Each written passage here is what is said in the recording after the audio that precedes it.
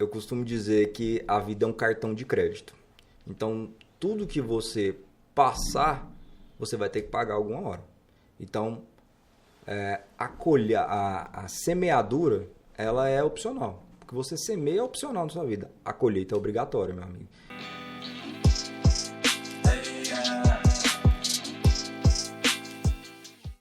Senhoras e senhores, sejam muito bem-vindos a mais um episódio número 53.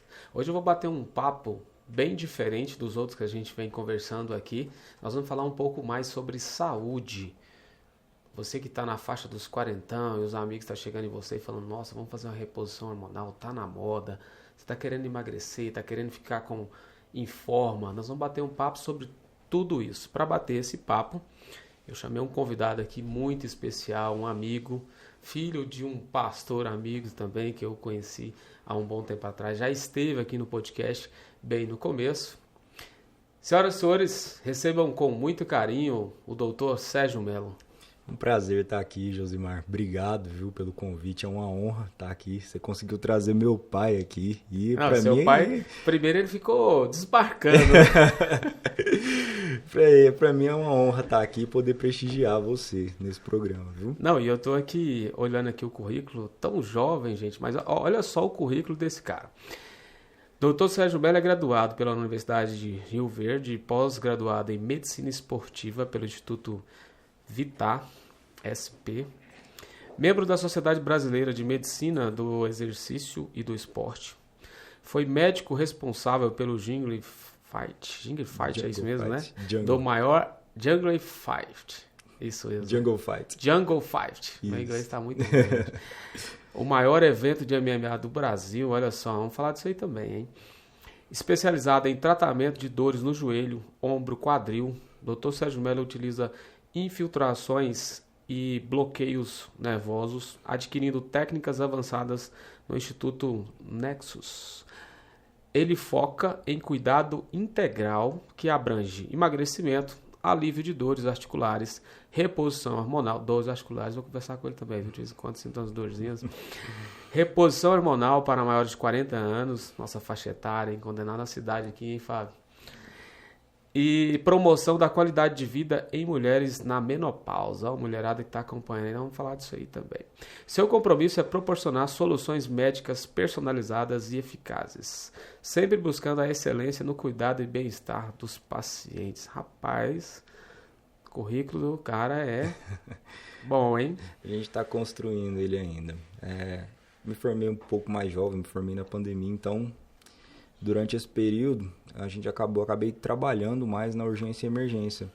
E acabei por despertar, que às vezes a gente foca muito na doença e não na prevenção dela, entende? E não existe nada melhor para prevenir doença do que a atividade física. E a medicina esportiva, que é a área que eu fiz a minha graduação, a minha pós-graduação, dá essa solução de uma maneira mais assertiva, de uma maneira que o paciente consiga manter. Porque a grande questão não é o paciente só ir no médico. É ele ir no médico e conseguir manter aquilo que o médico coloca para ele. Que o médico orienta. Exato. Em casa. Mas antes da gente falar sobre isso, que eu sei que o pessoal está ansioso para ouvir os conselhos do Dr. Sérgio Mello, nós vamos falar dos nossos apoiadores. Hoje, a cada semana, eu passo na alternativa para escolher o blazer, né? E hoje, para falar com o doutor, você tinha que ver caráter. Então, se você quer locar um blazer para um casamento, uma ocasião especial, um podcast como esse, foi convidado de última hora, procure a alternativa, que você pode locar o seu terno, o seu blazer, ou você pode comprar. Então é só acessar o QR Code que está disponível na tela e falar direto com o nosso amigo Fernando, que vai preparar um look especial, viu, Sérgio? Quando você tiver uma ocasião especial, só ir lá falar com o Fernando. Vai ser uma honra. Outro parceiro nosso é a Valk Tubos. Se você está precisando de tubos e conexões para o seu sistema de combate de incêndio, na Valk Tubos você encontra a linha completa à disposição. São mais de 20 mil itens em estoque para a sua entrega. Acesse o QR Code que está disponível na tela e fale com o time comercial. E agora com 2 unidades em Goiânia e em Cuiabá. Mais um parceiro nosso, Sérgio, é a WS Interiores. Olha, se você estiver comprando a sua casa nova, seu apartamento, ou até seu escritório, quiser mobiliar seu escritório, eles montaram aqui nosso estúdio. Agora está praticamente pronto essa mesa, essas cadeiras, essa estante, tudo foi a AWS. Chama então, eles para montar o consultório. Chame eles para montar o seu consultório, que eles têm um arquiteto que vai planejar e vai desenhar do seu jeito. Você que está em casa, reforma, construção, escritório, qualquer que seja o ambiente que você precisa reformular, fale com o time da WS Interiores. Continuando na linha de reforma, construção e escritório, cortinas. A gente está com a cortina nova, você vê isso, Sérgio Melão? Inaugurando com você. E quem montou isso aí para a gente foi a PV Ambientes. Se você quer dar aquele acabamento final, dar aquele toque na decoração, fale com a Poliana da PV Ambientes. Papéis de paredes, cortinas, persianas, manuais e motorizadas, tapetes, colchas, almofadas e todos com manuais e motorizados. Então, acesse o QR Code e agende um horário com a Poliana. E o nosso último parceiro é a Pitangui Tintas. Inclusive, Sérgio, hoje meu carro estava na revisão e o pessoal ficou de me entregar e atrasou. E o seu presentinho da Pitangui ficou no carro. Depois eu vou ter que mandar no seu escritório. Sem problemas. Então, reformar é também com a Pitangui. Reformar ou construir é com a Pitangui. Esmalte sintético, esmalte industrial, esmalte martelado, verniz, fundo de acabamento e vários outros. Você também que é comerciante e quer se tornar um revendedor da Pitangui, pode falar com o time da Pitangui que você vai se tornar um revendedor de produtos da Pitangui Tintas. Pode falar com o João Fernandes e o Reinaldo, essa dupla maravilhosa da Pitangui Tintas. Então, recado dado aqui dos nossos apoiadores. Você estava curioso aí para saber um pouco mais sobre como prevenir, né, Sérgio, para não chegar já só no momento da cirurgia, né, só no momento do caos. Exatamente. Você estava falando sobre as prevenções que a gente tem que fazer. Olha, eu acho que a palavra hoje chama-se longevidade. Todo mundo quer chegar nos seus 50, 60, 70 anos bem. E quando eu digo bem, não é só na questão material da coisa, é na questão funcional. Você subir um lanche escada, você pagar suas contas sozinho, você conseguir escovar seus dentes, você conseguir ser funcional e útil no seu dia a dia e resolver suas coisas sem ajuda. O que faz isso é o que a gente semeia ao longo da vida. Alimentação bem regrada, organizada, sem excessos e atividade física. E hoje, quando a gente fala disso na medicina esportiva, a longevidade é a palavra do momento. Quando você consegue chegar aos seus 60, 70 anos com uma quantidade boa de massa muscular, consegue chegar nos seus 60, 70 anos com a cognição, conseguindo raciocinar bem, sem esquecer as coisas, conseguindo fazer e sendo útil, isso sim é uma medicina de ponta. E é isso o que tem sido estudado e feito. A medicina esportiva, ela atua basicamente nisso. Você, através da atividade esportiva e de algumas outras estratégias, conseguir dar ao paciente uma qualidade de vida. Sem para isso ele tem que tomar 5, 6 medicações. Entende? Através de hábitos. E eu acho que nada mais sustentável do que um bom hábito. Então seria fazer as mudanças quando ainda está jovem para se preparar melhor para a velhice. Não é esperar chegar na meia-idade para começar a cuidar da alimentação, da atividade física. Seria basicamente isso. É basicamente isso, Josimar. Por quê? Quando você é jovem, você forma certos hábitos. Por exemplo, você hoje consome boa parte da sua dieta e alimentação com base naquilo que você aprendeu nos seus 13, 14, 15 anos. Você tem preferências nisso.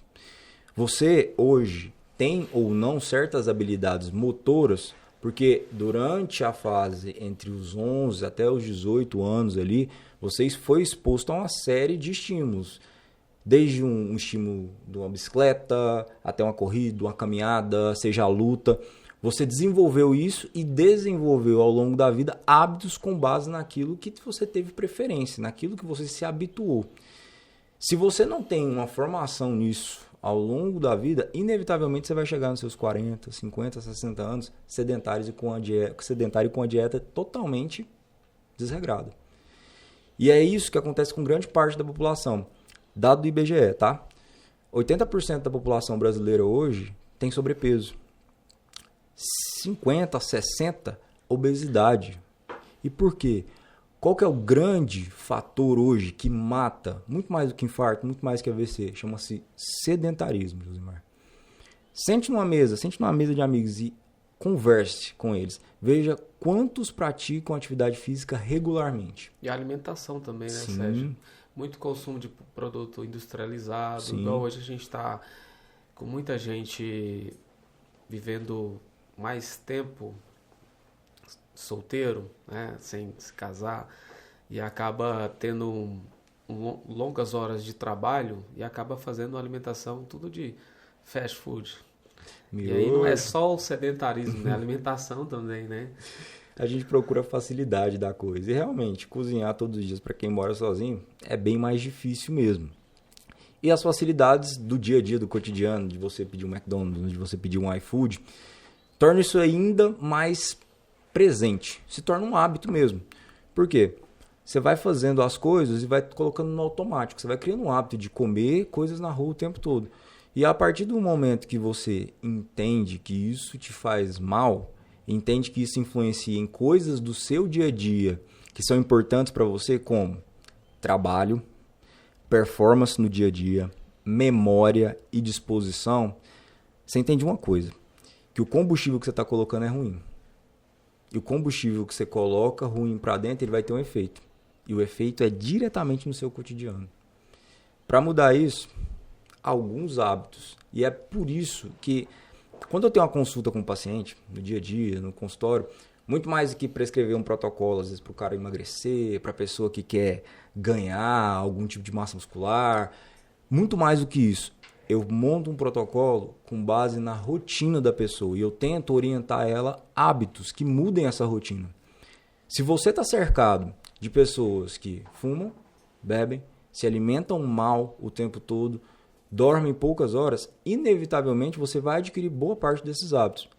Então, se cercar de pessoas que são úteis à melhora do seu dia a dia é uma primeira orientação que eu coloco nos meus pacientes.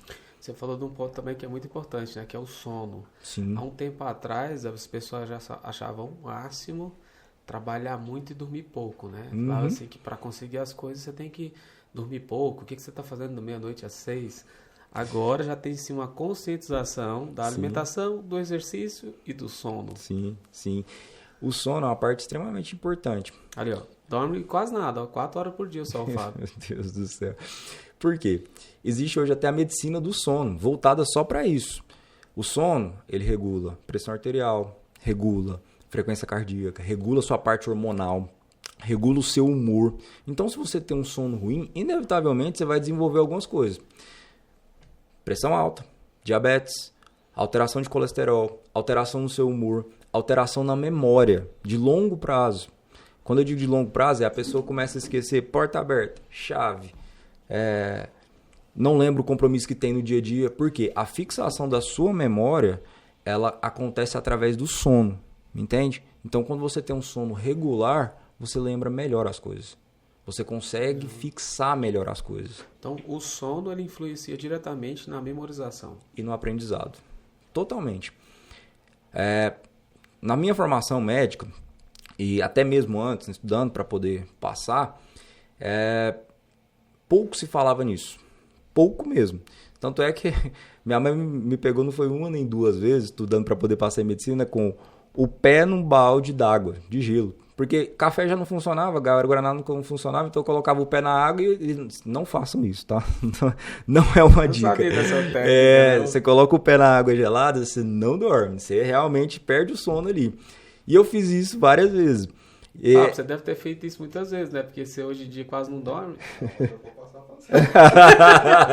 Porque ele gosta demais de trabalhar, ele vai começar a fazer. Gente, isso aí não é pra copiar, não. Não copia isso. Só copia as coisas erradas. Então, assim... Eu garanto que a parte do exercício que você vai dar dica pro pessoal aqui, ali, ó, é um procrastinador, não faz exercício, não. Meu amigo. A mulher dele tá insistindo com ele inventa desculpa, a mulher vai fazer uma caminhada e ele fica em casa. Ei, rapaz, tem que fazer, viu? Tem que fazer, não tem jeito, não. E, ó, a atividade física, ela melhora tudo. E deixa eu dar um dado aqui pra você que é casado. Foi feito um estudo com pacientes que tiveram problemas na questão sexual. Especificamente nessa parte. Foi feito um grupo em que não praticou atividade física e um grupo que praticou atividade física por um intervalo de 4 semanas. Pacientes acima dos 50 a 60 anos. Em 4 semanas, o grupo que praticou atividade física respondeu a um questionário de libido, força, houve uma melhora de 60%, com regularidade de 3 vezes por semana. E no grupo que praticou e focou principalmente em atividades voltadas para ganho de massa muscular na perna, então agachamento, a passada, enfim, a parte de perna mesmo, houve um aumento entre 15% e 30% da testosterona. Então, para você que pula o treino aí de perna, você está perdendo, tá? Então, para o homem, meu amigo, não dá para ficar sem. Influencia diretamente na libido. Diretamente. Na força, na massa muscular, na disposição. Eu te interrompi da parte que você estava falando do gelo.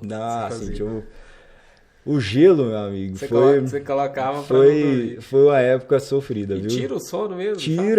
Tira muito sono. De onde eu tirei isso, né? Eu gosto muito de ler coisas fora da casinha. Na Segunda Guerra eles faziam isso.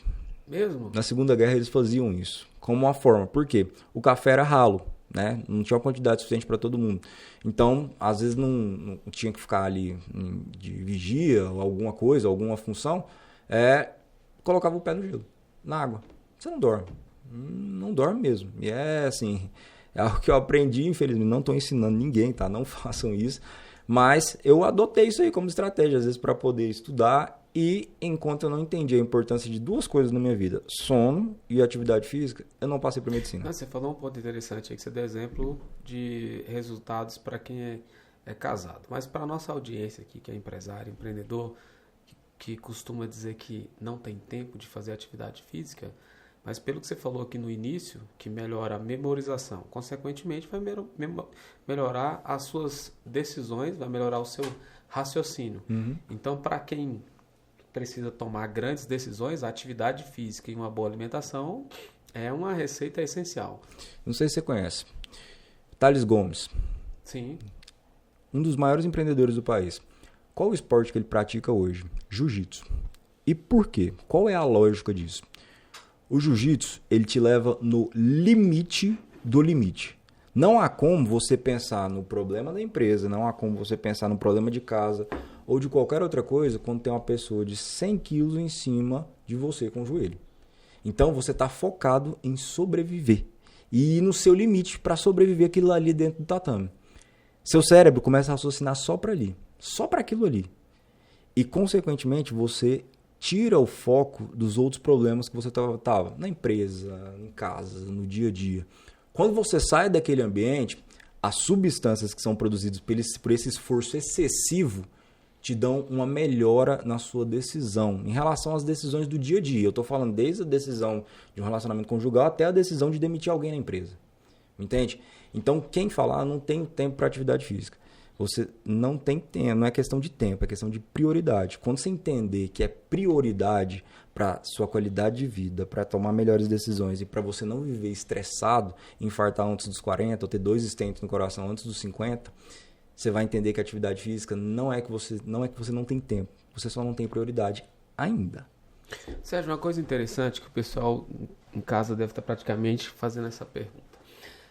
Hoje a maioria das pessoas tem uma preocupação muito grande com estética, né? Todo mundo quer estar em forma. E eu vejo que a grande maioria tem dificuldade em emagrecer de forma saudável. Sim. Alguns procuram acelerar esse processo e tem várias consequências, mas eu queria ouvir de você o seguinte, isso não tem uma bala de prata, é claro, mas qual a melhor forma de emagrecer, mas de forma saudável? Sem gerar tantas consequências, sem trazer aquele resultado milagroso da noite para o dia, porque isso não existe, né? O emagrecimento, a primeira coisa que quem tem uma dificuldade em emagrecer tem que entender é que é um processo, certo? Você não cria uma empresa da noite pro dia, você não nasce e já começa a falar e aprende as coisas, não. O emagrecimento é a mesma coisa, você vai aprender a comer, você vai aprender a praticar atividade física, você vai aprender novos hábitos do dia a dia, do cotidiano. Quando você entende que é um processo, se torna mais fácil você chegar até o final dele. Entende? O emagrecimento saudável passa por algumas coisas. Primeiro, entendimento da sua rotina. O que você faz no seu dia a dia? Como que é a sua rotina? Segundo, ajuste e planejamento da sua dieta. Todo mundo acha que o grande inimigo do emagrecimento é você comer demais. Não. Não é. Não. O grande inimigo do emagrecimento é a falta de planejamento. Quer um exemplo? Quando você come errado o dia inteiro, às vezes passa longas horas sem se alimentar, você chega em casa e come a primeira coisa que está na sua vista. E então, geralmente a primeira coisa que você vê na frente. Exatamente.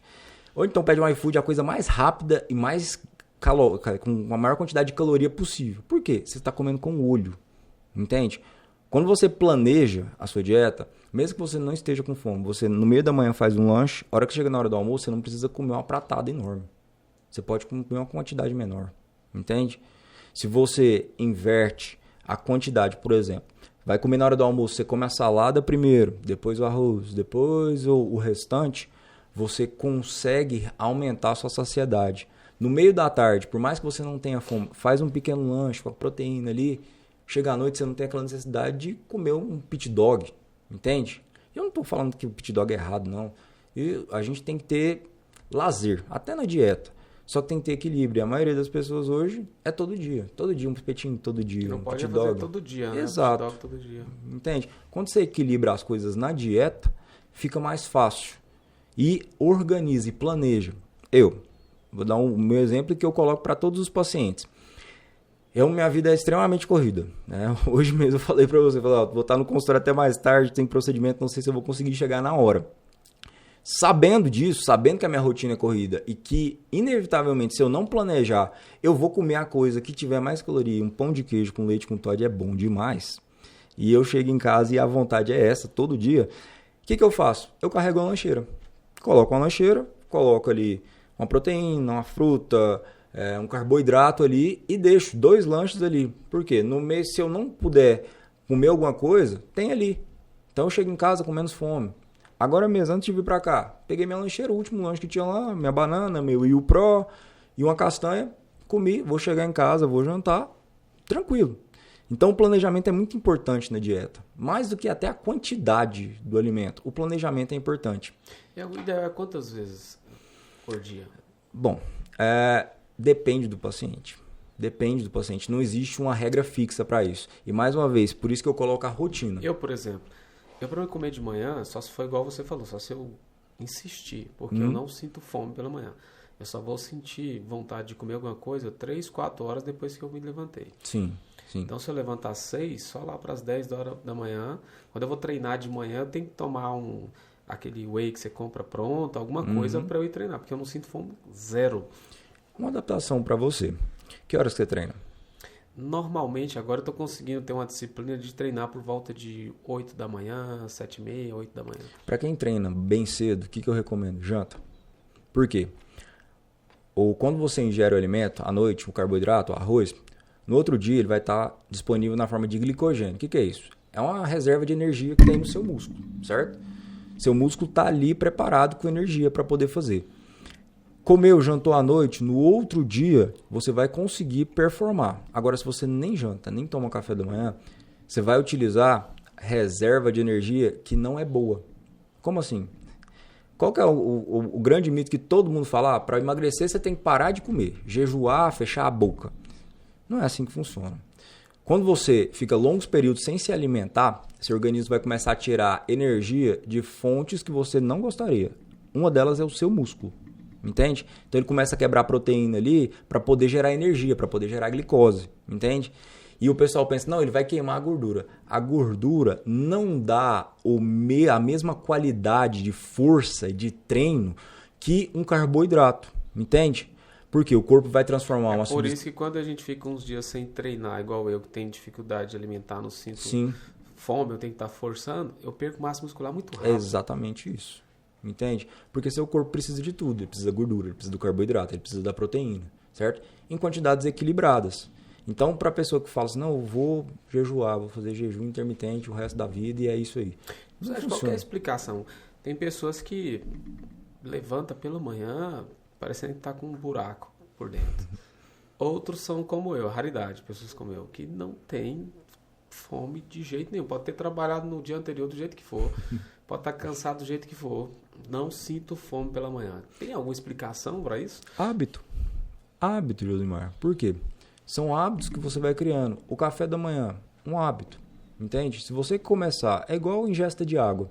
Mesmo sem sentir fome, você começa até o organismo acostumar. Se você começa a tomar café da manhã todos os dias, por um período de 30 dias, você vai perceber que no 31º você vai sentir fome. Água. Muita gente fala, eu não bebo muita água porque eu não sinto sede. Começa a ingerir 2,5 litros de água todo dia, fracionado, em 8, você coloca 8 copinhos ali e vai fracionando. Faz sentido, porque o cara começa tomando uma cerveja, de repente tomando uma caixa. Exatamente.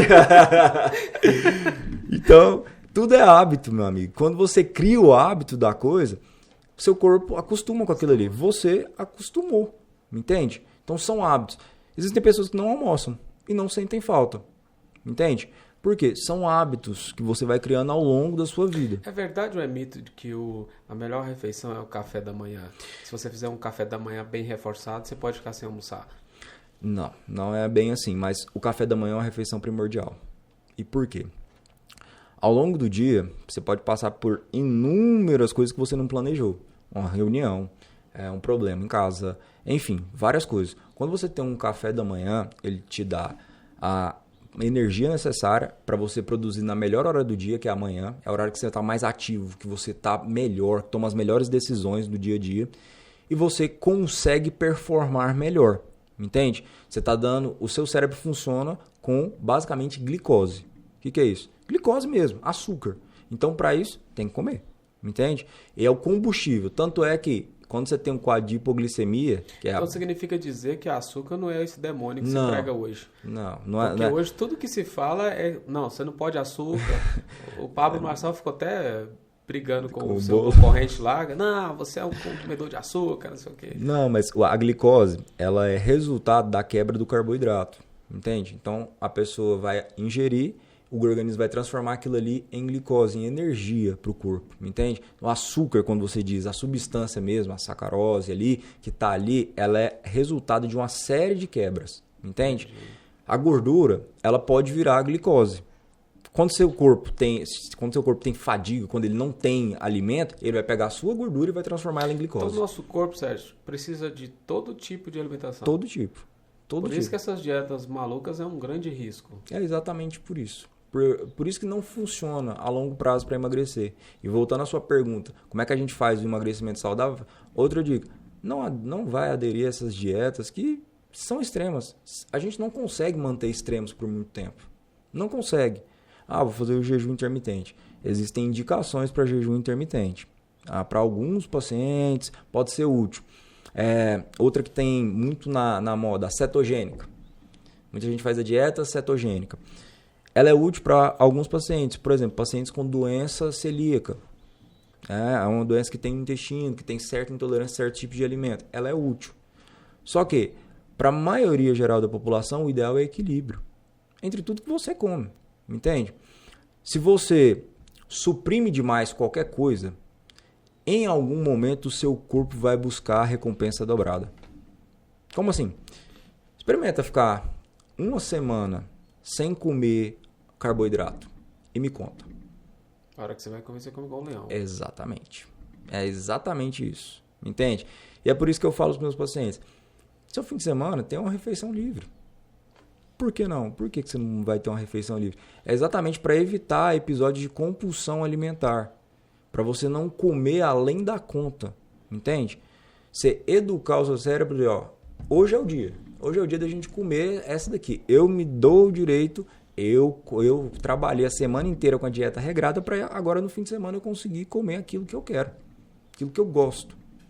Certo? Então, quando você equilibra isso aí... Não dá para levar de forma desregrada a semana inteira. Não dá não. E é o que a maioria leva, Josimar. A maioria leva. E assim, é tratado como normal. Não, O álcool, por exemplo. Ah, não, uma cervejinha todo dia, não tem problema. Não vai funcionar. Não vai funcionar. É verdade, igual você falou no começo, buscar equilíbrio. Porque tudo em excesso faz mal, né? Não é só o álcool. Qualquer coisa que a gente fizer em excesso não vai fazer bem, né? Outro ponto, Sérgio, que eu queria tirar uma dúvida com você. A gente falou de alimentação, de exercício, mas todo mundo tem uma predisposição genética, né? Tem gente que tem mais facilidade para ganhar peso. Uhum. Tem mais dificuldade. Tem gente que só de olhar uma comida ele já fica salivando. Tem gente que... Eu tinha uma chefe na Unip, quando eu trabalhava, estudava lá, que o médico falou para ela que ela só de sentir vontade de comer, ela já ganhava peso. Então tem pessoas que é muito mais difícil, né? Não é só a alimentação e exercício, né? Você saber também a sua árvore genética vai ajudar, né, nessa dieta aí, né? Com certeza. Existe um médico muito conceituado, chama Dr. Bruno Halpern. Hoje, se eu não me engano, ele é presidente da Sociedade Brasileira de Obesidade, se eu não me engano. Ele é extremamente conceituado. Ele lançou alguns estudos mostrando o seguinte. Existem pessoas que reagem diferente à fome. Entende? O organismo manda sinalização maior àquilo ali. E não só isso. Existem pessoas em que o metabolismo da gordura e do carboidrato ele é mais lentificado. Entende? Então o estímulo do organismo para poder consumir aquela barriguinha, certo? Que está ali é menor. Elas têm uma sensibilidade menor a alguns receptores que ajudam a catabolizar. Você conhece aquela pessoa que você fala, não, essa pessoa, usando a expressão popular, é magra de ruim, porque come tudo de errado e não engorda. Exato. Meu pai come igual um leão, ele come qualquer coisa e eu tenho mais gordura no corpo que ele. É exatamente por isso. Tem pessoas que têm tendência a ter um metabolismo maior. Elas reagem diferente à fome, elas reagem diferente ao que o organismo estimula a consumir, a gordura e a manutenção da massa muscular. Tem pessoas que têm uma tendência maior a ter uma massa muscular, tônus, maior. Então, tem gente magra, tem gente que está acima do peso, tem gente que é mais forte naturalmente, porque tendência genética. Então, sim. E mais uma coisa que é importante falar sobre isso. Por que você tem que tratar a obesidade como doença? Doença. E não como falta de vergonha na cara. Porque a obesidade... Porque tem muita gente que pratica bullying com os outros, principalmente com colegas, amigos, achando que é só falta de vontade, que não é, né? Não é de forma nenhuma, José. Mas não é mesmo. A obesidade ela é uma doença. Doença mesmo.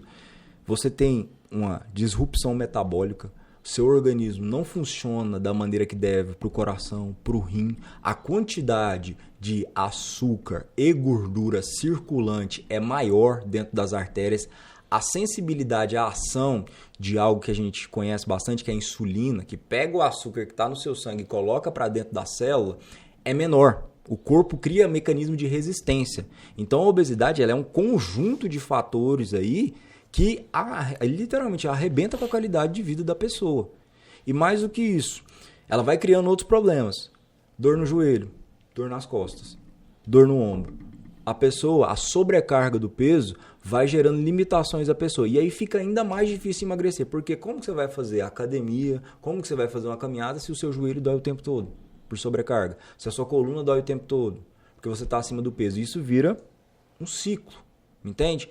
Então, quando você entende a obesidade como doença e trata ela como doença, aí sim tem uma mudança. E isso não é só na população em geral, não, tá? Que, não, obesidade só falta de vergonha na cara. Infelizmente, até dentro da própria área da saúde, profissionais da saúde pensam isso, entende? Então, é muito difícil você tirar alguns preconceitos da sociedade mesmo em relação a isso. A gente é criado na sociedade para realmente criar estigmas em relação a isso. Então, para o paciente obeso, a vida é realmente mais difícil. Não é só falta de vergonha na cara. Quando você olha na internet, pessoas que conseguem construir resultado muito rápido, ele coloca todo mundo num parâmetro como se fosse todo mundo igual, se fosse igual a ele, só ter aquela iniciativa, fazer aquilo naquela intensidade, naquele período, Sim. esquecendo que todo mundo é diferente um do outro, né? Com certeza. Não tem nada a ver uma pessoa com a outra, geneticamente, né? Historicamente, Sim. tudo, né? Tudo. E é por isso que entra mais uma vez naquela questão do emagrecimento saudável. Rotina, planejamento e atividade física, que era a última parte. Você está estudando muito essa área, Sérgio. Por que o americano tem uma população tão obesa, com tanta tecnologia, tanto estudo? Será que é o hábito de comer muito fast food? Hábito alimentar. Basicamente isso. A sociedade é feita de facilidade. Ele não tem um hábito como o nosso, né? Sim. A gente aqui, principalmente no Brasil, a gente tem o hábito de almoçar, jantar. O americano, isso é uma ocasião especial, né? Sim. E não é só isso. A sociedade, com facilidade demais, cria certos problemas. Por exemplo, antigamente, para você poder pagar uma conta, você tinha que andar até no banco, né? Antigamente, para você poder falar com alguém, às vezes você tinha que caminhar até a casa, ou pegar seu carro, ou ir pegar um transporte coletivo, certo? Para você se comunicar, você teria que andar. Para você resolver certos problemas na empresa, você tinha que se levantar, ir lá na impressora, ir lá no fax. Você tinha que levantar e resolver a coisa na sala pessoalmente. Hoje, você resolve tudo à velocidade de um clique. E qual que é o problema? Você está fazendo menos atividade física no dia a dia. Você está se levantando menos. Entende? Tem um estudo, inclusive, que chama-se, o nome popular dele é sentar é o novo fumar. Por quê? A quantidade de horas sentadas comparada ao tabaco, o uso do tabaco, tem resultados equivalentes em questão de infarto e de AVC. Entende? Então, a quantidade de horas sentado no sofá, sentado na sua empresa, sem se levantar e sem fazer atividade física, ao final do acompanhamento dos pacientes que foi feito nesse estudo, tiveram desfechos muito comuns ao do tabagismo de longo prazo, ao paciente que fuma durante muitos anos, entende? Infarto, AVC, angioplastia, entende? Então, quanto mais você se movimentar, melhor é para você no dia a dia. E por isso que a sociedade americana tem tanto obeso, porque a facilidade lá é muito maior, infinitamente maior do que a maioria dos países. Você tem máquina para tudo, para cortar grama. Você tem máquina para falar, você tem máquina para poder pedir comida. Você não precisa nem buscar hoje a encomenda na porta que a Amazon entrega com drone, entende? Então, isso tudo cria uma sociedade que não se movimenta. Você falando em exercício, eu olhei aqui no seu currículo, você fez um trabalho no MMA Brasil e eu tenho uma curiosidade em relação a esse tipo de esporte. Ali é um esporte que movimenta bastante, mas que você está exposto a levar muito soco na cabeça. Eu acompanhando agora os estudos que estão fazendo com o cérebro do Maguila. Será que aquilo ali é saudável para aquela pessoa que está praticando aquilo ali, Sérgio? Vamos diferenciar 3 coisas aqui, Josimar. Existe a atividade física, que é basicamente esse movimental que você faz para sobreviver no dia a dia. Existe o exercício físico, que é basicamente você fazer uma rotina ali regrada com objetivos. Eu quero emagrecer, eu quero ganhar massa muscular. E existe o esporte. Qual é o grande erro de todo mundo? É achar que o esporte é basicamente você fazer uma atividade física regular com o intuito de competir, certo? De ganhar algo. Isso é o esporte. Qual que é o problema? É que todo mundo vincula o esporte à saúde. E esporte não está diretamente relacionado à saúde. Michael Phelps consumia... Eu lembro meu primeiro professor de academia, ele tinha uma academia, ele falava uma frase seguinte: as pessoas confundem que esporte é saúde, ao contrário, você precisa de saúde para praticar esporte. É exatamente isso, mas o esporte de alto rendimento, que é o que você está me perguntando, ele não é saudável. O Michael Phelps, ele consumia 4.000 calorias por dia. Experimenta fazer isso numa pessoa normal. Não é saudável. E você realmente está certo. Só que se trata de esporte de alto rendimento. Um ciclista que faz um Ironman ou um lutador de alto rendimento como o Maguila, inevitavelmente vai colher sequelas. Para o lutador, lesão de joelho. Para o jogador, de lesão de joelho, cotovelo, cabeça, demência frontotemporal. Isso tudo relacionado ao esporte. Para o jogador de futebol, qual que é o maior? Joelho. Entendeu? Então, o esporte de alto rendimento ele vai exigir exatamente o que o nome diz, alto rendimento. Aquilo que o seu corpo tem que dar no máximo durante um certo período. E como de uma maneira simples falando, com qualquer máquina trabalhando no limite o tempo todo, vai dar problema. Entende? Então o esporte ele é vinculado sempre à saúde, sempre, mas não é bem assim. O esporte de alto rendimento ele vai exigir do atleta o máximo que ele der conta. O máximo. Você já viu inúmeras vezes maratonas que aparecem na televisão, a pessoa chega no final e desmaia. Entende? Por quê? Porque o intuito daquilo ali é chegar no máximo. E por que ultimamente a gente está conseguindo estender o período de carreira desses atletas de uma forma geral? Do jogador de futebol, do lutador, sim, e etc e tal. A gente tem jogadores aí que estão jogando até os 39, 40 anos, que antes a gente não conseguia. Isso é o quê? Mérito da medicina ou são hábitos? Como que você explica isso, Sérgio? Boa parte. A medicina associada a novas regras. Entende? Com os estudos que saem, a gente consegue melhorar e dar longevidade ao atleta. Vou contar do Jungle Fight, que é o evento que eu participei como médico e atuei. Se o atleta tem pequenos, o que a gente chama de take-out, que é basicamente que ele dá aquela apagada, se ele tem 3 daqueles ali, ele está afastado por 10 dias. Naquela época, né? Hoje mudaram algumas regras. Se o atleta cai, desmaia e perde a consciência, ele está afastado por 30 dias de atividade física e por 6 meses de impacto direto. Com base em quê? De onde você tira isso? Com base em estudos. Isso dá longevidade ao atleta, entende? O jogador de futebol... Mas na prática isso não acontece, né? Não. Porque os caras levam apagão lá daqui 6 meses tá lutando. É exatamente isso. Quando o atleta, ele nunca vai seguir o que você manda. Atleta eu digo que é um bicho diferente. Atleta é um bicho diferente. Quando a gente atendia lá em São Paulo, minha formação foi toda no Instituto Vita. O Instituto Vita, ele cuida do São Paulo. Os médicos do Instituto Vita são os médicos da seleção brasileira de vôlei, médicos da seleção brasileira de ginástica, médicos da seleção brasileira de boxe. São eles que cuidam do Instituto Vita. Então foram os meus professores. E, voltando a falar dessa questão, os meus professores me ensinaram bastante coisa em relação ao esporte em si. E quando você atendia esses atletas, o que eles queriam? Voltar a treinar. Lesionei o joelho. Quanto tempo eu posso voltar a treinar, doutor? Quanto tempo? E a maioria deles não esperava mesmo. É o que eu falei, o atleta de alto rendimento, ele não quer saber, entendeu? E isso cria um problema lá na frente, lesão, problemas articulares, osteoartrose, enfim, uma série desses problemas.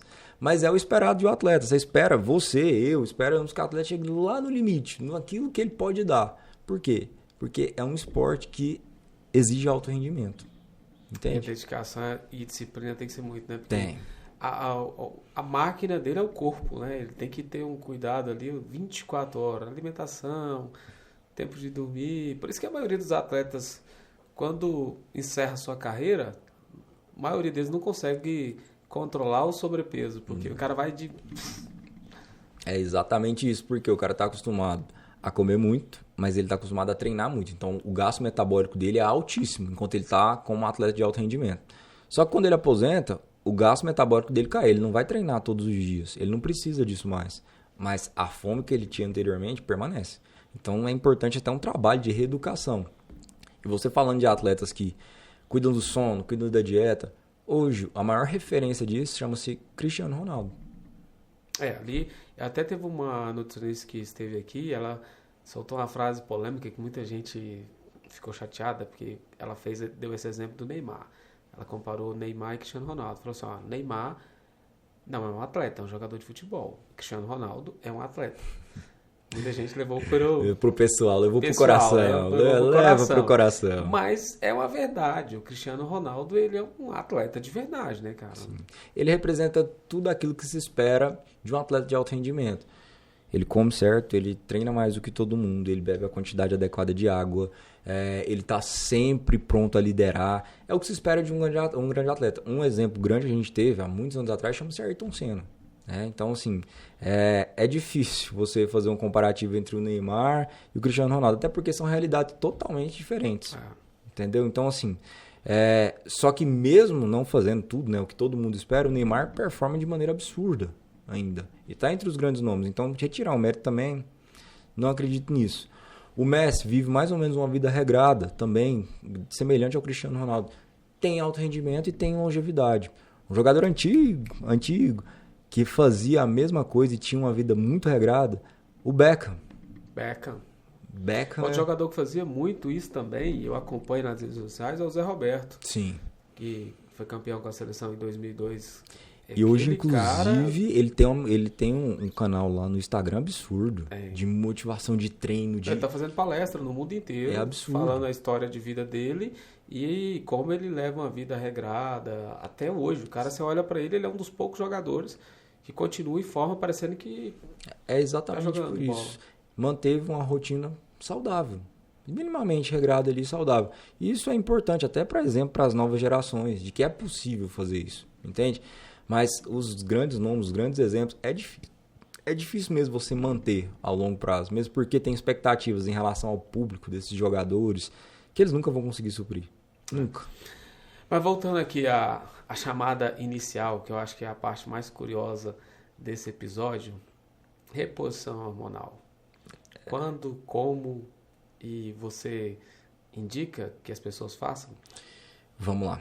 Essa é uma seara da medicina que dividiu a medicina e que está gerando, assim, muita polêmica. Muita polêmica. Nos últimos dias.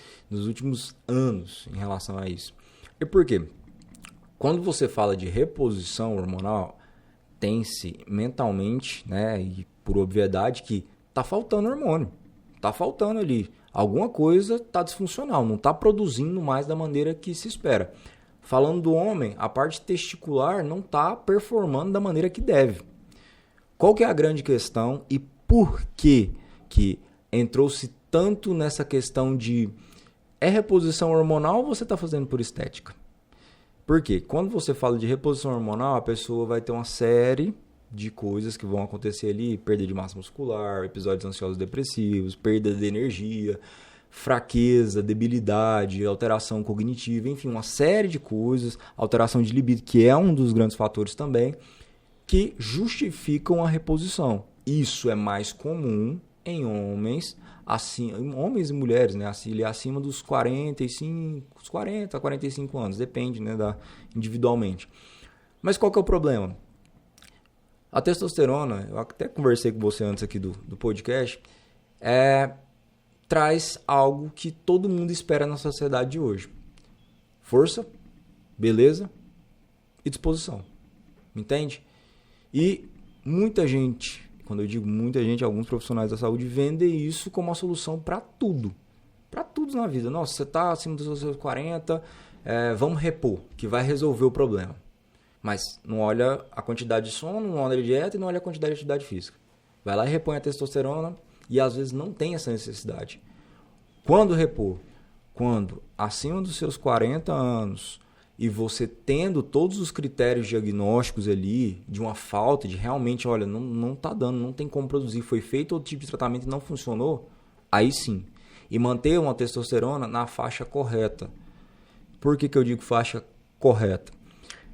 Porque a maioria das reposições que estão sendo feitas hoje mantém a dose da testo sempre acima do valor de referência.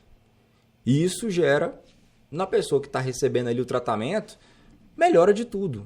A mulher se sente bem, não perde massa muscular, ganha massa muscular e existe diferenciação. Porque todo dia a gente perde e ganha massa muscular. Com a testosterona mais alta, você para de perder. Entende? E você só está ganhando. Ganhando massa muscular, disposição tá todo mundo parecido. Todo Exato. Mundo bombadinho. Você vê as mulheres e os homens hoje de 45 anos é totalmente diferente do passado. Né? É exatamente isso. Tá com a mesma aparência da galera de 30. Sim. Igual. É exatamente isso, entende? E, claro, você vai sentindo bem, vai sentindo toda essa disposição, vai melhorando seu aspecto, você visualmente está melhor, cognitivamente você se sente bem, a sensação é de um super-homem, certo? Só que a questão é até onde isso é saudável, até onde você vai conseguir manter isso e até onde tem estudo para poder repor, entende? Por isso que o CFM proibiu o uso estético por causa de falta de conteúdo, argumento científico bem feito para dizer, olha, pode usar por questão estética. Entende? E isso é evitar um problema lá na frente. Se você coloca uma testosterona ali, você está usando uma dose toda semana, sua testosterona vai chegar a 2.000, 3.000. E quais são os efeitos colaterais quando você sobe muito? Vamos lá. Um deles. Alguns. Primeiro, calvície. Obviamente, se aumentou a testosterona, vai começar a cair cabelo. Tem um amigo que está tomando agora um remédio para repor o cabelo.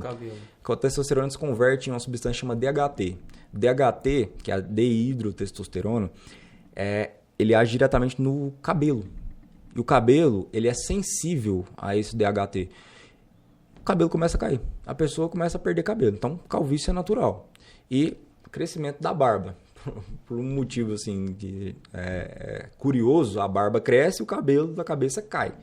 E segundo, alteração. As mulheres aumentam o pelo. Exatamente, aumento da pilificação em regiões da mulher. Algumas amigas minhas que você olha nela assim, ela tá com praticamente uma barbinha. É exatamente isso. Aumento da pilificação nas mulheres, em regiões que elas não tinham. Entende? Barba, axila, região inguinal, aqui, pubiana, começa a aumentar.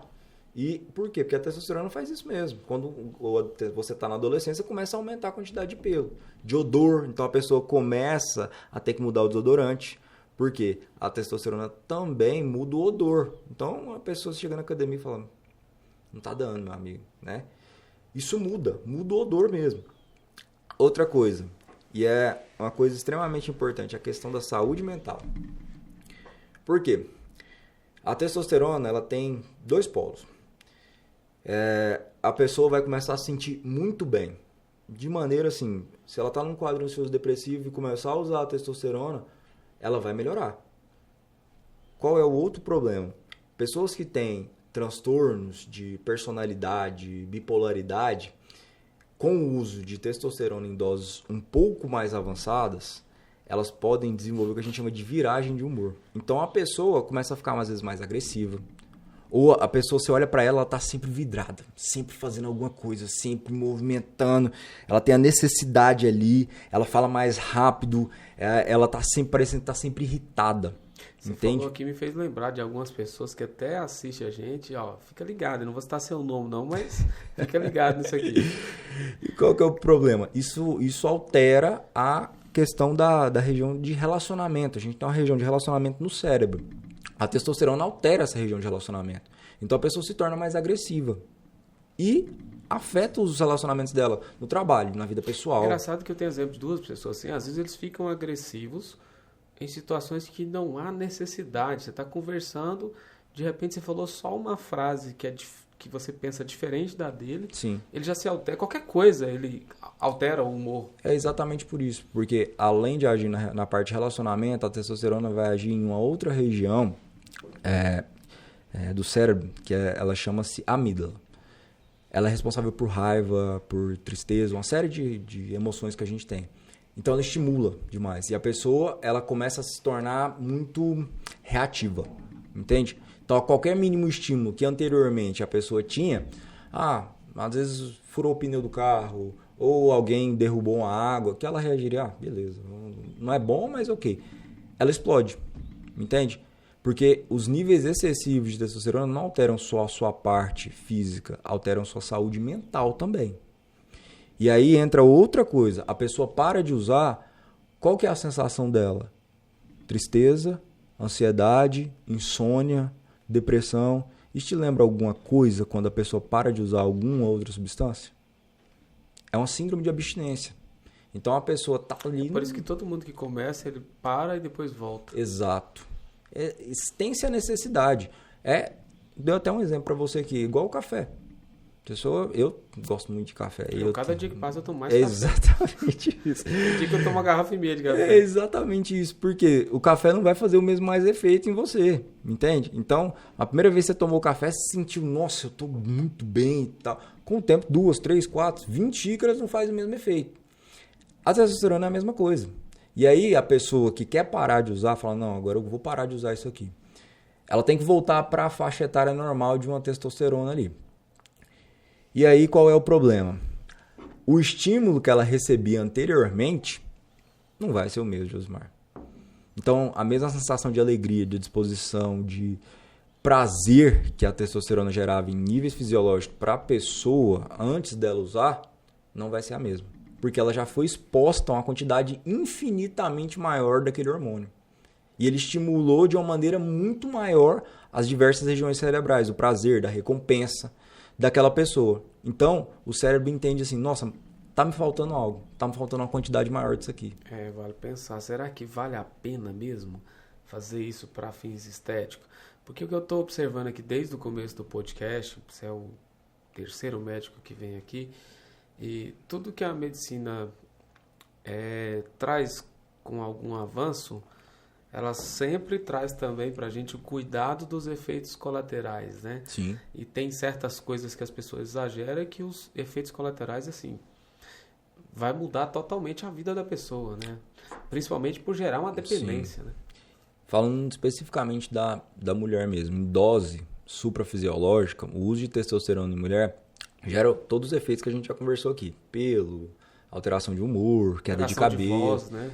É essa alteração que eu ia falar. A alteração de voz assim, na maioria dos casos, é muito difícil você conseguir reverter.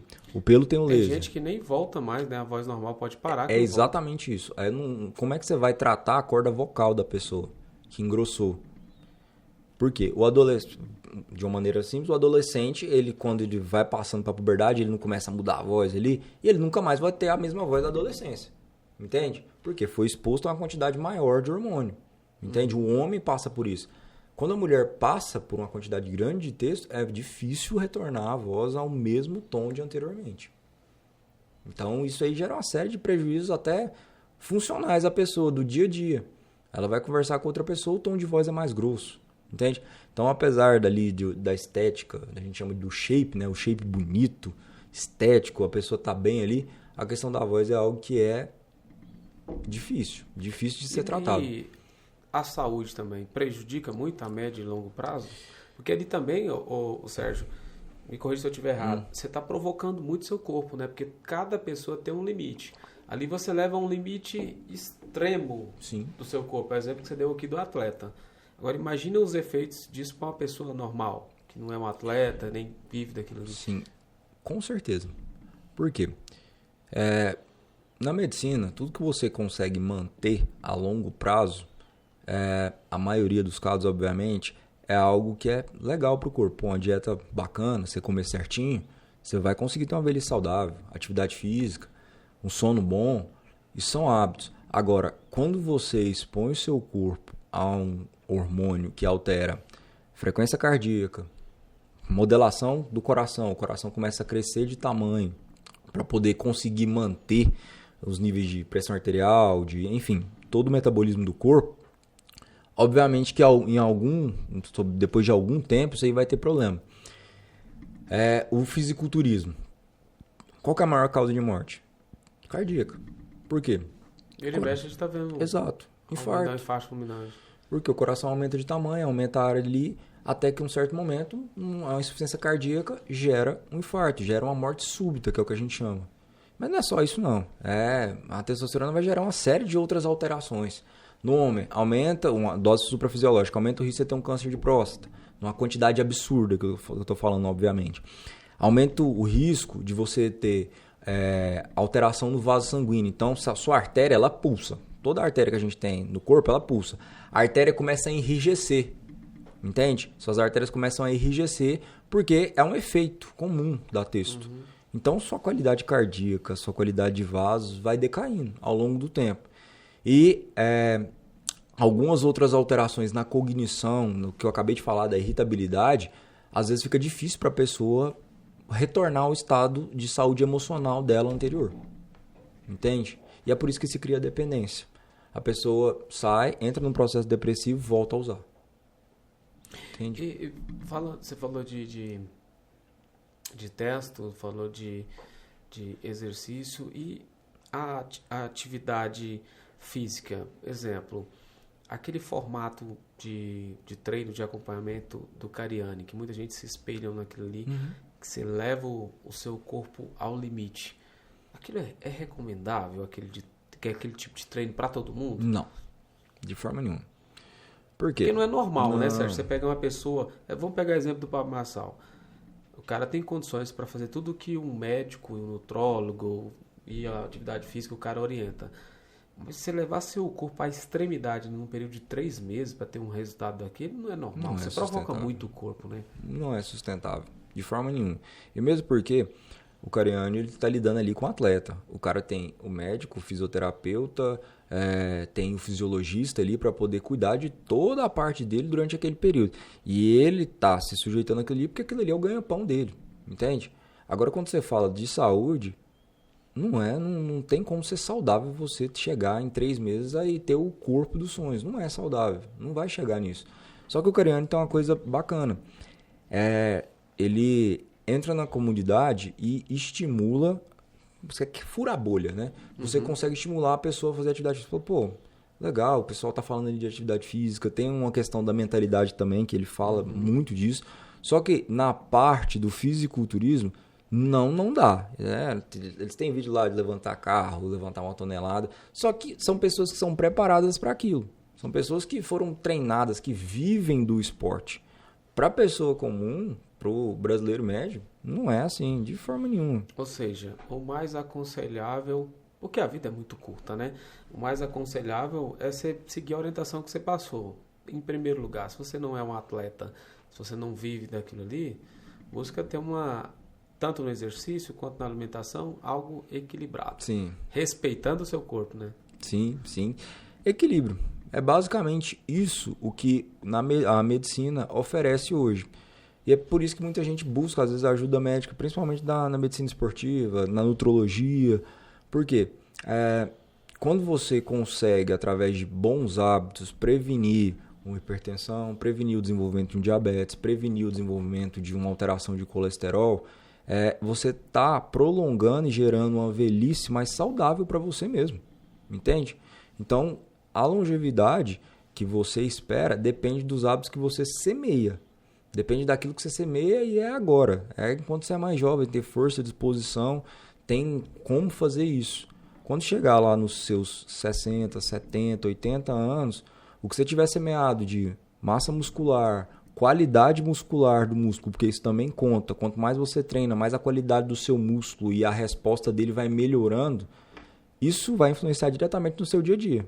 E o que não era prioridade aos seus 20 anos vai se tornar necessidade. E que não tem necessidade de você tomar nada, não tem necessidade de você ficar aí bombardeando seu corpo para trazer resultados estéticos milagrosos, né? Da noite pro dia. Não funciona. Eu tenho uma paciente, ela chegou comigo numa obesidade grau 2. Existem alguns graus de obesidade e ela era uma paciente com todos os hábitos que você pensar difíceis. Tabagista, bebia todos os dias, fast food, não fazia nenhum tipo de atividade física. Ela chegou para mim falando assim, eu preciso emagrecer. Aí eu falei, não, você não precisa emagrecer. Você precisa mudar a sua rotina e o jeito que você vive o seu cotidiano. Ela é empresária, tem muito sucesso nos negócios, tem empresa, tem... Só que ela não tinha entendido que desde a rotina do sono até o que ela fazia na empresa influenciava nas decisões dela. Ela perdeu em 1 ano de acompanhamento, treinamento. E não é treinamento extremo, não. A gente fazia um acompanhamento de meta mínima 3 vezes por semana de treinamento, porque ela viajava muito. E uma organização da dieta, obviamente, que como ela estava num grau de obesidade maior, teve algumas medicações, ela perdeu 35 quilos. E agora ela fez uma cirurgia para poder retirar o excesso de pele e está conseguindo manter esses hábitos. Ela virou para mim e falou assim, eu não consigo mais voltar a ser o que eu era antes. Ou seja, você vai lá na causa do problema Exato. primeiro, vai tratar aqui a mentalidade, a mudança de hábito. Exato. Na cirurgia bariátrica, o que tem que ter pelo SUS? Você tem que ter um acompanhamento psicológico por 1 ano. Por quê? O prazer da pessoa é comer. E quando você restringe isso aí através de um processo de cirurgia, essa pessoa pode desenvolver outros tipos de problema, Ansiedade, depressão, compulsão em alguma coisa, compulsão por jogo, compulsão por algum outro tipo de vício, entende? Por quê? Porque a cabeça da pessoa entendia que o alimento, o relacionamento que ela tinha com o alimento era de prazer. Enquanto não há uma mudança de mentalidade e de hábitos e de rotinas e até das companhias, você não consegue manter isso sustentável. Para nenhum paciente. Às vezes o paciente chega e fala, eu quero perder 30 quilos em um mês. Eu falo, meu amigo, então você vai ter que procurar outro colega para poder te ajudar. Porque os meus pacientes... A internet vende tanto milagre que a pessoa já chega lá querendo Exato, exato. E o que está mais na moda hoje é as canetinhas emagrecedoras. Não sei se você já ouviu falar, o Ozempic, o Wegovy, que são as canetinhas que realmente emagrecem. Tem umas medicações também, né? Tipo aquela que a Maiara, não sei se a Maiara ou a Ozempic tá utilizando, é isso? A semaglutida. Ozempic e o Wegovy são a mesma Mas marca. Mas é saudável? Porque aquela mulher tá parecendo um esqueleto ambulante. Daquela forma ali, eu realmente não conheço o caso dela. Mas o uso dessas canetas foram desenvolvidos para pacientes com diabetes e obesidade, certo? As canetas foram desenvolvidas para esses pacientes e funcionam de uma maneira absurda. Essas canetinhas que elas usam para emagrecer funcionam absurdamente. É tratamento para diabetes, tratamento para obesidade. Qual é o problema? Tudo aquilo que emagrece vende, entende? Então, começou-se e como não precisa de receita médica para poder comprar essas medicações, começou a ter uma venda desenfreada disso. E muita gente começou a usar. E hoje, inclusive, se você for nessas grandes redes de farmácia, a maioria delas está escrita assim, ó. A medicação Ozempic, Wegovy, Victoza, que são semelhantes ali, está em falta e não tem previsão de retorno. Por quê? Esgotou as vendas. As pessoas chegam, compram e acham que em um mês vão mudar tudo, vão mudar a vida. E não é assim, né? As canetas ajudam, com certeza. No tratamento de emagrecimento, assim, o resultado é muito bom, desde que havendo mudança de hábito, havendo mudança de dieta, havendo mudança no sono e no que ela faz no dia a dia dela. É isso, é o casamento das coisas que faz a pessoa emagrecer de maneira saudável e depois de 1 ano, 2, não ganhar tudo de novo. É porque é igual bariátrica, né? Redução de estômago. Eu tenho colegas que fizeram e voltou ao hábito que tinha, ganhou tudo de volta, né? Sabe qual que é a taxa de reganho do paciente bariátrico depois de 2 anos? Ao mesmo peso ou superior, 80%, Josimar. Por quê? As pessoas operam e por um período perdem. Qual que é o problema? Não reeducaram. Não se mantêm na atividade física, não mudam o que pensam em relação ao que ela faz no cotidiano. Começa a comer, começa a ter reganho após 2 anos. Com as canetas emagrecedoras é a mesma coisa. O que a caneta faz? Ela faz o seguinte, ela vai lá no seu organismo e fala assim, com a quantidade pequenininha de comida a gente já está bem. Ela aumenta a saciedade, entende? Segundo ponto, ela mantém a comida no seu estômago, no seu intestino por um tempo maior. Então, se ela está lá por um tempo maior, você vai ficar mais cheio o tempo todo. Então, você não vai querer comer, entende? Esses 2 mecanismos fazem com que a pessoa reduza o peso. Se ela está saciada e o alimento ainda está ali, está demorando a ser digerido ali, ela vai ficar saciada e, consequentemente, vai perder peso pela falta da ingesta mesmo. Qual é o problema?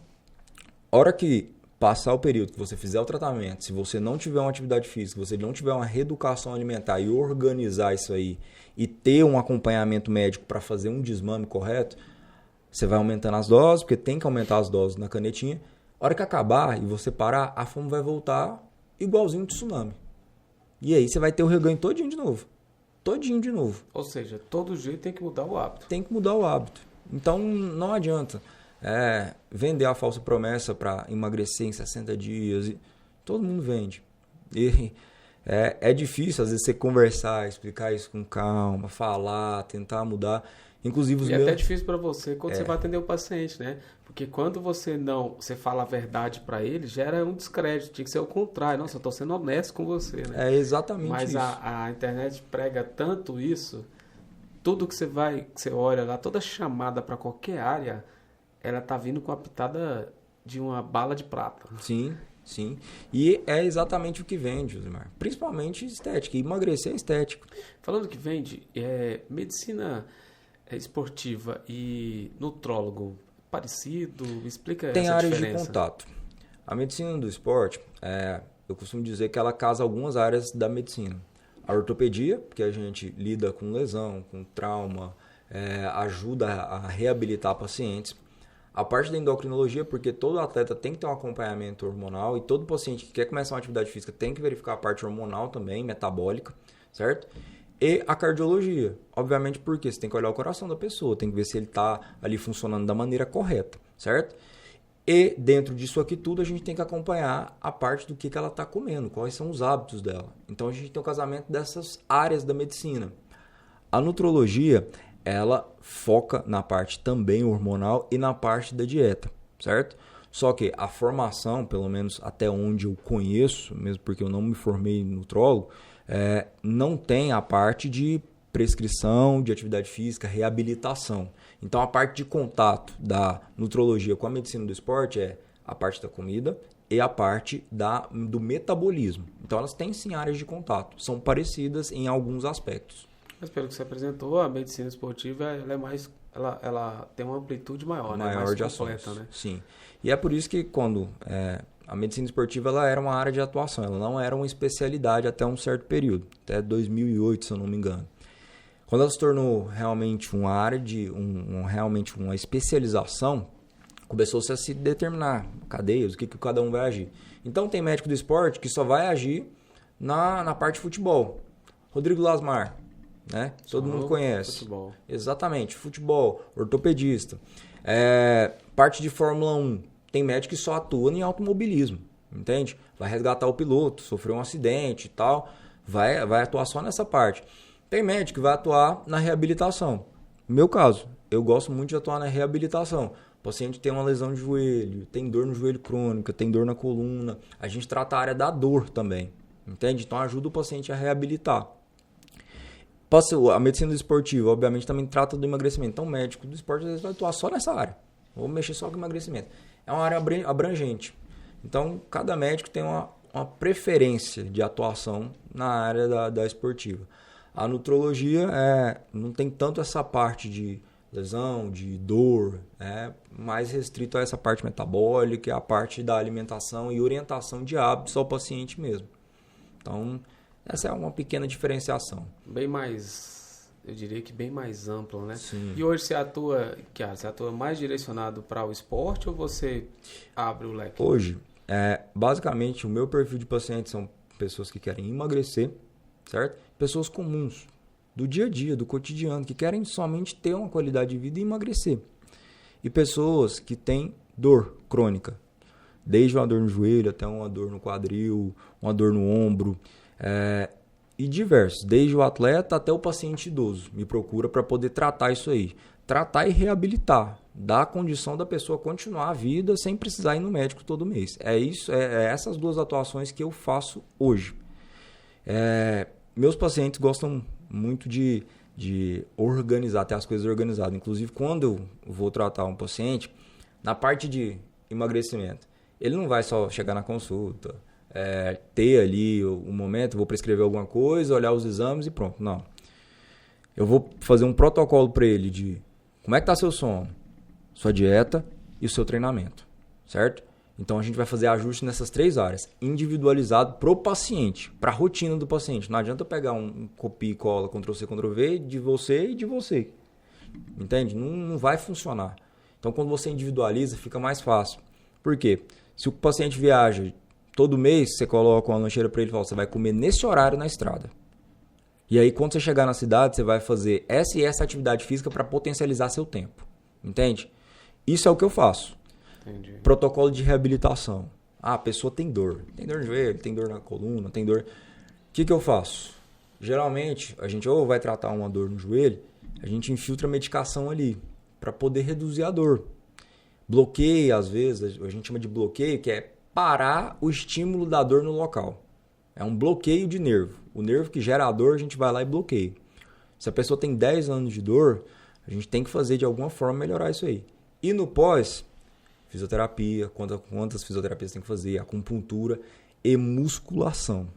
Entende? Muita gente acha que eu tenho artrose, eu tenho hernia de disco, eu não posso fazer academia. Pelo contrário, você deve fazer academia. Os maiores problemas de joelho são hereditários ou são de hábitos? São de hábitos. Com certeza. É hábito. Com certeza. Por quê? Falta de atividade física. Exato. Sobrecarga, sobrepeso, entende? Muita gente que trabalha, às vezes, no serviço manual o tempo todo, tem impacto o tempo todo. Fábio, todo dia você vai ter que fazer exercício, cara. Todo médico que eu trago aqui não tem como você correr, não. Então, assim, o joelho a gente usa o tempo todo. E se você não cuida do joelho, quando eu digo do joelho, da sua perna, da sua panturrilha, fortalece as estruturas que estão ao redor ali, ele vai ter sobrecarregado. Os homens, não adianta chegar na academia só a parte superior, não, viu? É exatamente essa a minha briga com grande parte dos meus pacientes homens. É treinar a perna. Tem que treinar, entende? Não adianta. E outra coisa. Principalmente pensando em gerar crédito, como você falou várias vezes aqui, lá para velhice. Porque da meia idade para velhice é um pulo. Exatamente isso. E a quantidade de massa muscular em membro inferior, na perna, está diretamente relacionada à longevidade do paciente. Ou seja, quanto maior a quantidade de músculo você tem na perna, maior a possibilidade de você viver até os 100. Entende? Isso é por estudo, tá? Por quê? Pacientes que têm maior quantidade de massa muscular na perna não vão cair, ter mais força para poder se equilibrar. E uma das coisas que mais gera problema em idoso, queda. Entende? Sérgio, uma pergunta. A geração anterior dos meus avós, eles naquela época nem se falava em atividade física. E eles não tinham esses problemas, tinham uma longevidade muito boa. Isso se atribui ao formato de trabalho daquela época, que naquela época o cara trabalhava de verdade, né? Ele exercitava muito. Uhum. E como hoje a maioria não exercita, por isso que tem essa necessidade de fazer uma atividade física. Uhum. Seria basicamente isso? Também, mas mais uma vez, rotina. Seu avô acordava na hora 5 da manhã, exatamente, a hora que 8. Exato. Entende? Seu avô era exposto a estímulos do cotidiano. E aquele pessoal daquela época não era como a gente. Eles tinham uma disciplina de horário. Horário de levantar, de lanchar, almoçar e dormir. Minha avó até hoje é desse jeito. É exatamente isso. Minha avó tá com 94, ela tem um horário certinho de dormir. E mais uma outra coisa. Eles não eram expostos à múltipla quantidade de estímulos que a gente é exposto hoje. Entende? Quando você abre seu celular, você está exposto ao mundo inteiro. Você tem 1 milhão de coisas para poder ver. Entende? Então você está sobrecarregando sua parte cotidiana. Você está se estressando com coisas que às vezes não são sua responsabilidade. Sofrendo talvez com coisas que nem irá acontecer. Exato. Me entende? Estimula muito tipo de alimento que nem tem necessidade. E outra coisa, quando você, ou principalmente na sociedade, o problema não é o que você pode, é o que você deve dizer não. É muito mais difícil você dizer não a algumas coisas do que dizer sim, porque a todo tempo você está exposto a um monte de coisa. Seu avô não tinha isso. Seu avô acordava, na hora que o galo cantava, ia trabalhar, tomava um café da manhã reforçado, tinha que trabalhar na lida, então tinha que ter esforço físico, então o corpo, exatamente, físico, né? Exatamente, tinha que levantar, tinha que ir lá no pasto, tinha que resolver. E um detalhe, a obesidade naquela época era muito menor. Exato, que hoje, né? Exato. A dieta, a forma de alimentação, então comia tudo que tinha ali de salada, de fruta, pegava fruta ali e comia no pé, entende? O estímulo deles e a rotina deles cotidiana era diferente. Então ia dormir 8 horas da noite. Claro que tem, a geração anterior tem um quadro maior de hérnia de disco, de osteoporose, de enfim, porque o acesso à saúde não era tão grande. Mas por que da longevidade dessa geração? Exatamente por hábitos alimentares, hábitos do dia a dia, de dormir na hora certa, de comer nas horas certas e não se expor tanto à quantidade de estímulos que a gente tem hoje. E o consumo deles era quase irrisório de produtos industrializados. Sim. Né? Se a gente for olhar na nossa cesta, a grande maioria é produto industrializado. É exatamente isso. Então era uma dieta um pouco mais saudável dentro daquilo que se espera. E regulada. Pô, tinha salada, tinha a carne, tinha o arroz, tinha o macarrão, entende? Então era uma coisa mais regulada. E outra, o acesso a algumas coisas industrializadas como o refrigerante antigamente, você sabe muito bem, a coca de 1 litro era dividida para 10 pessoas. Entende? Então a quantidade que você bebia de refrigerante... Não é igual eu que tomo 1 litro no almoço. Não tem jeito não. Aí você vai ter que fazer exercício, eu vou ter que cortar a Coca-Cola. Sérgio, muito obrigado, cara. Tinha muita pergunta para fazer aqui, mas nosso tempo chegou no limite. Para finalizar, eu gostaria que você olhasse para aquela câmera e deixasse uma mensagem para essa galera aí que está procrastinando, tá acomodada como o Fábio, assim, dá uma chacoalhada no Fábio aí. Olha só, eu costumo dizer que a vida é um cartão de crédito. Então, tudo que você passar, você vai ter que pagar alguma hora. Então, a semeadura, ela é opcional. Porque você semeia é opcional na sua vida. A colheita é obrigatória, meu amigo. Então, começa a semear agora coisas que você pode colher de bem no futuro. Atividade física e uma dieta regrada vão fazer você colher uma velhice em paz. Sendo independente e não dependendo de absolutamente ninguém para poder te ajudar. E continuando fazendo as coisas do seu cotidiano. E sem ter que usar várias medicações. O que você semear hoje vai colher. Então, meu amigo, vá treinar 3 vezes por semana e torne a atividade física uma prioridade na sua vida. É isso.